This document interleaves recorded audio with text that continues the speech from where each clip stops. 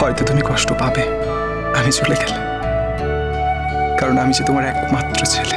আমাকে নিয়ে তোমার অনেক অহংকার ছিল, তুমি আরো অহংকার করতে পারতে আমার বিদেশ যাওয়া নিয়ে, কিন্তু সেসব তো আর হলো না। বাকি জীবনটা বাবার লাইফে আর বেশি ইন্টারভেন্ট করো না, বাবাকে বাবার মতোই থাকতে দাও। বাবা যদি তোমার সাপোর্ট পেত তাহলে বাবা আজকে হয়তো এই জায়গায় পড়ে থাকতো না, অনেক কিছু করতে পারতো, অনেক কিছু। আমাকে হয়তো সবাই ভুল বুঝেছে পৃথিবীর, আমি না হয় সকলের ভুল বোঝা নিয়েই চলে গেলাম এই পৃথিবী ছেড়ে।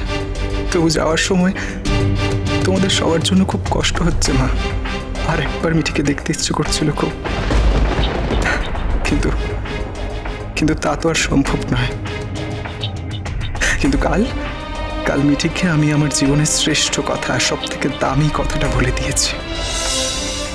হ্যাঁ, মিঠি হয়তো রিয়্যাক্ট করেছে, রিয়্যাক্ট করাটাই তো স্বাভাবিক, কিন্তু দেখো আজ মিঠি খুব কাঁদবে, বোকার মতো কাঁদবে। আচ্ছা ভালো থেকো মা। আর একটা কথা, তোমার ভেতরে অনেক বিষ আছে, সেই বিষের জ্বালায় তুমি ছটফট করো। কেন এত বিষ মা, কেন এত জ্বালা? আমি বুঝিনি কোনোদিন, বাবার মতো একটা মানুষকে পেয়ে তো তোমার পৃথিবীতে সব থেকে সুখী হওয়ার কথা ছিল। তুমি কমলিনী আন্টি আর নতুন কাকুকে যেভাবে আক্রমণ করো, প্লিজ আর করো না। ওরা ম্যাচিওর, ওরা অ্যাডাল্ট, ওরা ভদ্র, সেটা ওদের অপরাধ নয়। ওরা জানে এ সমাজে, এ সংসারে, এ পৃথিবীতে কিভাবে থাকতে হবে।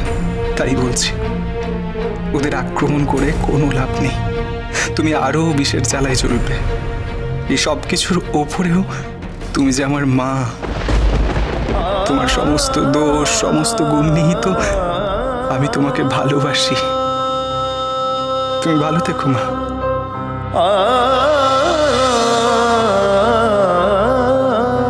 তুমি তো প্লুটোর জন্যে নিজেই চোখের জলে ভাসতে চেয়েছ, তাই আজ তোমার এই শাস্তি। এছাড়া যে আমার কিচ্ছু করার ছিল না মা। ভালো থেকো, বাবাকে ভালো রেখো, আমার জন্য কষ্ট পেও না। কিন্তু এত কিছুর পরেও পরজন্ম বলে যদি কিছু থেকে থাকে, আমি তোমারই ছেলে হয়ে জন্ম নিতে চাই মা।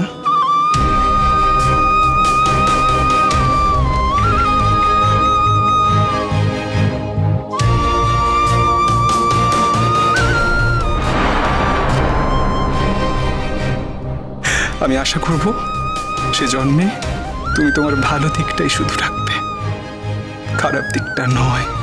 ইতি তোমার প্লুটো।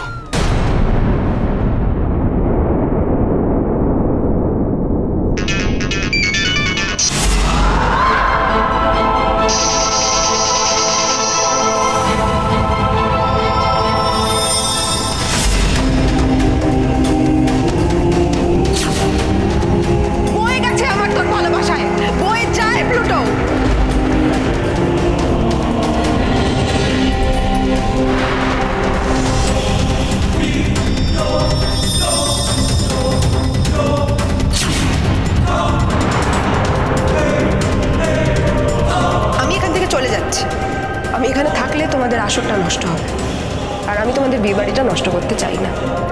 বিয়েতেও আমি আর আসবো না।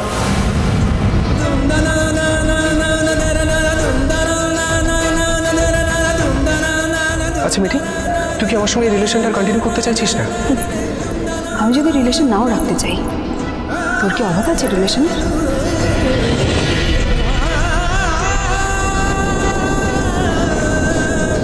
এভরিথিং হ্যাজ লিমিট মিঠি, আমাকেও তো স্ট্যান্ড পয়েন্টটা বুঝতে হবে। স্ট্যান্ড পয়েন্ট আমার কিচ্ছু নেই প্লুটো। স্ট্যান্ড পয়েন্ট এটাই যে আমি তোর সঙ্গে রিলেশনটা কন্টিনিউ করতে চাইছি না।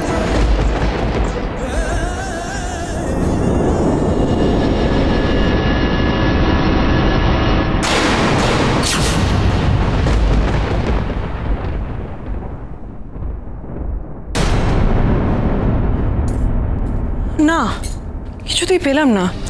এই চল চল চল, তো দেরি হয়ে যাবে, চল চল চল।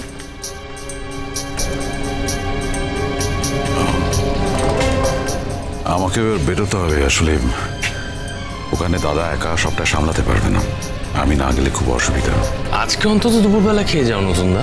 না প্রসূন, আজকে আমি খেয়ে যেতে পারবো না। অ্যাটলিস্ট আরেকটু থাকো। আমরা নিচে যাই, দেখি মেয়ের গায়ে হলুদে কি হচ্ছে না হচ্ছে, তা নইলে তো আবার বৌমার মুখ ভার হয়ে যাবে। চলো চলো চলো যাই, চলো।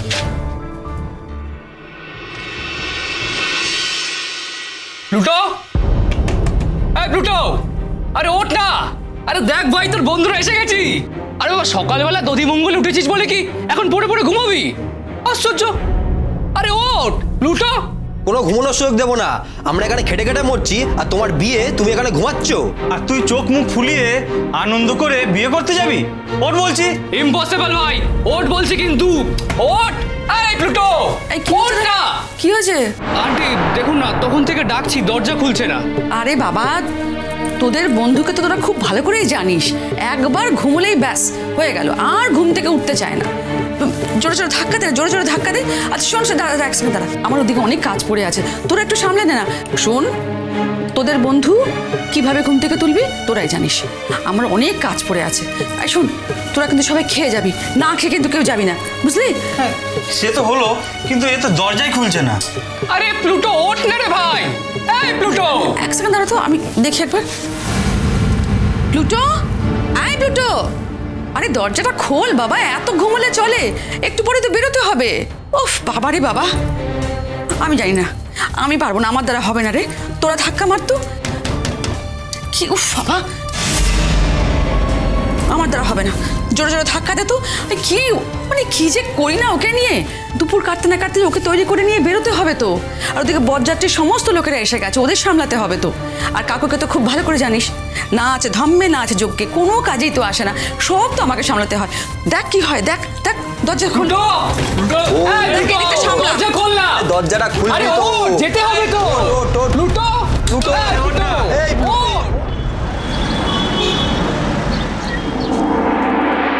দেখ, বদমাইশটা এখনো দরজা খুলছে না, ও পড়ে পড়ে ঘুমাবে। একবারে বিয়েতে সেজে গুজে একবার বাবু সেজেও বিয়ের করতে আসরে আসবে। সত্যি তাই তো?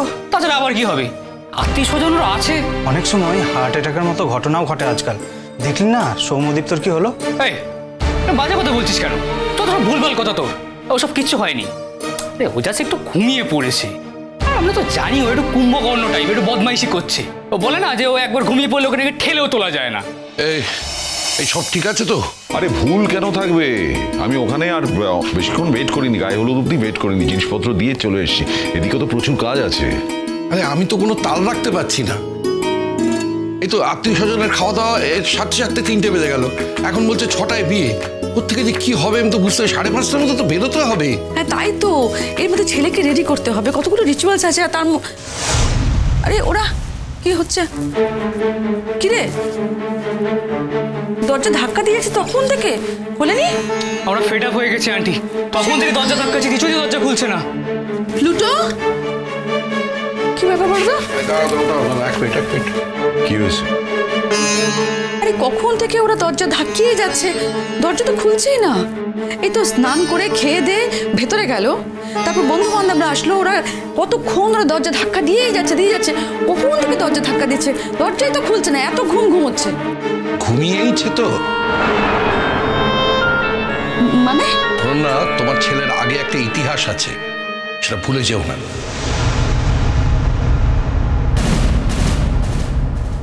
ছটায় লগ্ন না? হ্যাঁ 6টায় লগ্ন। বউ কোথায়? তোমার অপেক্ষাতেই রয়েছে, চলো একবার দেখা করে আসবে। এসো এসো এসো, এই দেখ পিসিমণি এসছে। এই দেখ। ওয়াও পিসিমণি, আমি খুব এক্সপেক্ট করেছিলাম আজকে মিঠি আসবে। তোর এখন বড় হয়েছিস মা, তোদের বিবেচনার উপর তো আর আমরা কেউ জোর করতে পারি না। তোকে যেমন জোর করিয়ে তোর বাবা মা কিছু করাতে পারেনি, আমিও তেমনি আমার মেয়েকে জোর করে কিছু করাতে চাই না।